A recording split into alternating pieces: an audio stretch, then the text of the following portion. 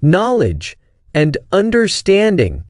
I continue to hear people talk about knowledge and understanding as if they are one and the same thing. I am amazed that the difference still seems to remain unclear to so many. This is of critical importance, as the different roles that knowledge and understanding play in solving problems must be understood. Remembering something is recalling some historical fact. It deals with what has been, and not with what will be. You cannot remember the future. Repeating that thought. Remembering things cannot take you to the future. Only thinking and understanding can do that. There are famous quotes from as far back as the ancient philosopher Herodotus to current philosophers, such as Einstein, that indicate that knowledge and understanding are not one and the same thing. Einstein's famous quote on the subject is, "Any fool can know. The point is to understand." Knowing is being equated to remembering. This quote highlights the important differences. By suggesting that any fool can know something, Einstein is saying that remembering does not require thinking. Having the ability to understand does. Processes such as imagination and creativity and innovation all require the ability for one to understand by thinking. In our youth, most learning is characterized by remembering information, or how to do something. Both of these can be accomplished without much understanding or thinking. It is amazing how much of our lives can be satisfied by just remembering. You can progress through a lot of educational grades by just remembering things.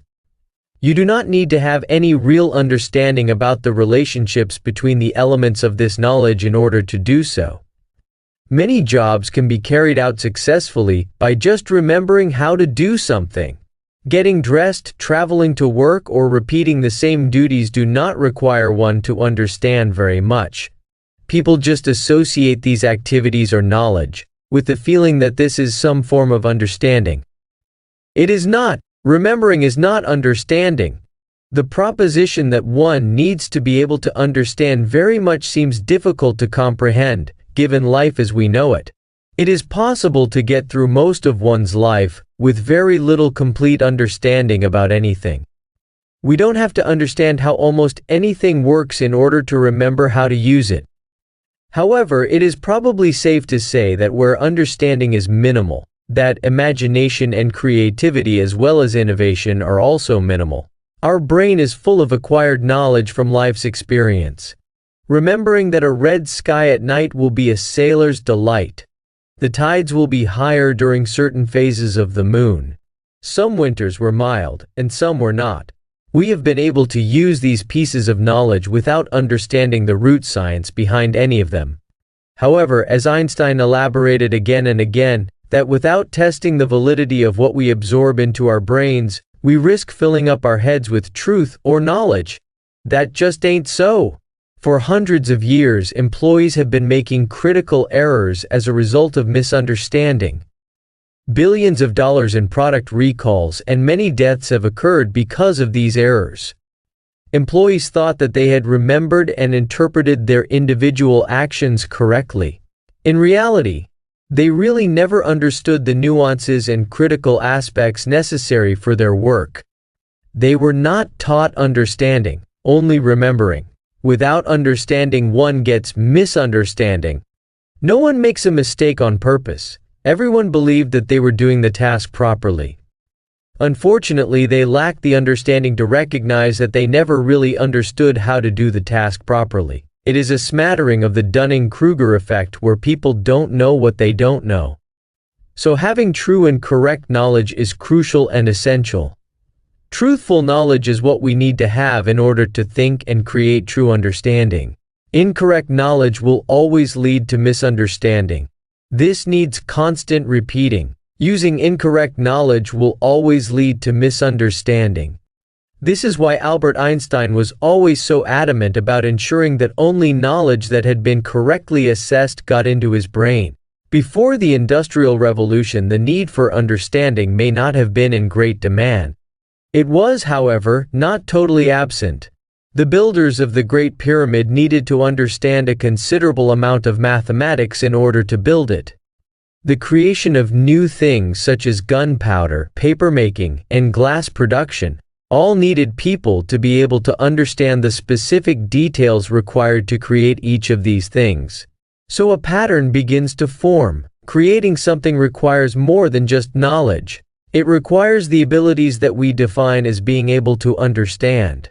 Understanding is the process required to link the bits of knowledge together to comprehend the relationships that are required to build new things, whether they be new and unique ideas or physical inventions.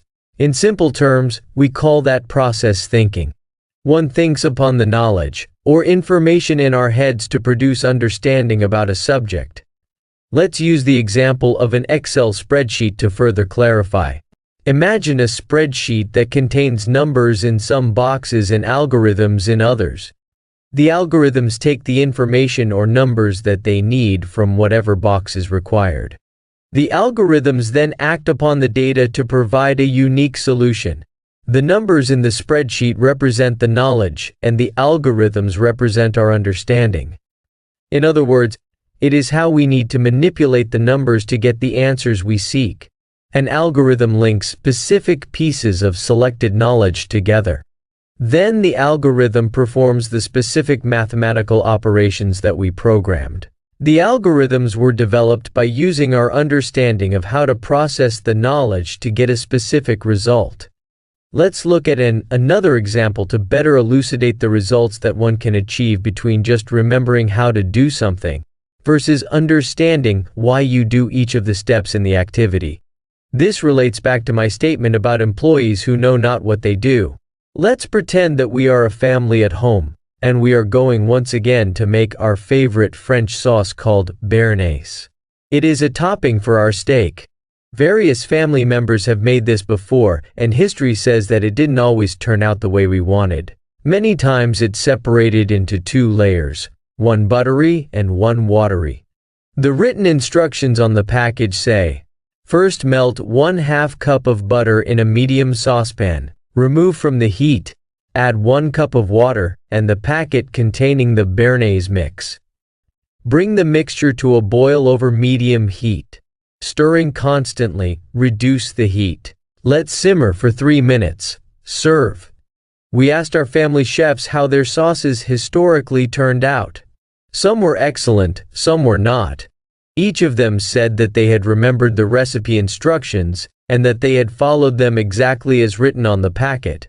Without a complete understanding what is meant by the recipe instructions, the secret of making an excellent sauce will continue to elude the family. Let's delve into the quality issue in a bit more detail. What each family member did not say was how hot the pan was when the butter was melted. Was the butter salted or not? What was the temperature of the mixture when the ingredients were added? How was the packet dispersed when added to the butter and water mixture? What type of mixing device was used, a spatula, whisk, or wooden spoon? How vigorous was the mixing? And for how long was it done? Let's go to the understanding that is required to interpret the instructions like a chef. If you understand that you are making an oil and water emulsion, then controlling all of these parameters are very important. You need to know that you are creating something that is thermodynamically unstable, but can exist because the kinetics of the breakdown can be extended by careful preparation of the emulsion. Mixing vigorously with a whisk is the best choice as it will do a better job to disperse the oil or butter phase into smaller droplets. The smaller the droplets, the more kinetically stable the sauce. You need to vigorously mix during the heating and cooling phases of the sauce preparation. None of this information is contained in the instructions on the package. With some additional explanation on the package, the results would be more consistent. This is something that a culinary understanding would have corrected. This would have been taught in chef school so that the chef would understand what could be done to improve or modify the sauce successfully. Also, the recipe did not specify if the butter was salted or not.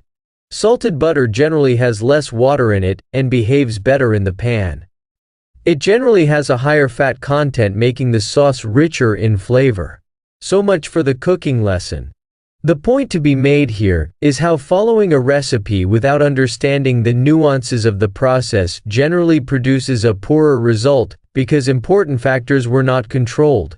A chef is taught to understand the critical aspects required for cooking, whereas without specific learning we generally do not have those acquired understandings. If you understand something, then you can explain to others why one does something in a particular way. You can explain how something works in depth. Every little nuance or step is explained.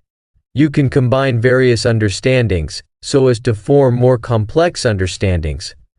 If, for example, you are an engineer looking at the steps in an industrial process, then with engineering understanding you can determine which step is the rate-limiting step. Then by focusing on that step and improving it, you can increase the productivity of the entire process. Understanding requires thinking, whereas remembering is a recall process. It is the search process, not the thinking process. It is the looking part, while understanding is the seeing part.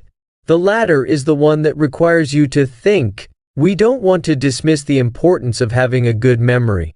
Having a good memory is essential and is an excellent thing to have. Just make sure that your good memory is filled with things that are true and valuable. It is just the fact that as the only ability, recall leaves one substantially short in the ability to problem solve. Thinking is the ability needed to understand the nuances required to solve problems. Employers selectively hire people who can think. They want their problems solved. Thinking works on the knowledge you have to produce an understanding to complete the creative problem-solving process. Although search engines such as Google and Safari can quickly find knowledge, the response time between your brain asking for something and getting it could be seconds or more. If the required knowledge is in your head and instantly accessible, then the thinking process goes very much faster. To see the benefits of coupling instant memory, or remembering with understanding or thinking, we need to go back 40 years to a study that IBM carried out. They were interested in the efficiency effect on computer users when various delay times between pressing the keyboard and a character's appearance on the screen was observed. The results were astonishing. If the delay was apparent or obvious to the person, then they became totally distracted and productivity went down exponentially. We are only talking about a second or so. In the same manner, if our thinking process can be handed critical knowledge instantly, then our ability to imagine, create, and innovate goes up exponentially. So the key to success is having accurate, true, and valuable information or knowledge instantly available. This is an important and necessary condition to fulfill. Then the sufficient condition for success is being able to think and then understand. This will allow you to solve problems where the solutions have commercial value. Couple these two together, and an individual becomes a highly valuable resource for society. So in order to get you to this state of value, you need to question and think upon the how, why, when, and what of everything in your field of employment. With understanding and thinking skills, you will be able to imagine, improve, create, and innovate so as to make you a highly valuable individual to society. So, are you a person who wants to learn how to understand? Only thinkers will be able to meet those criteria. Only those who think will be able to create and innovate. The test of that answer is what you are able to explain to others. You have to be able to explain the why or how of activities. Only with understanding can you change the future. Remembering will only make you an historian in your field. Historian or futurist, the choice is up to you.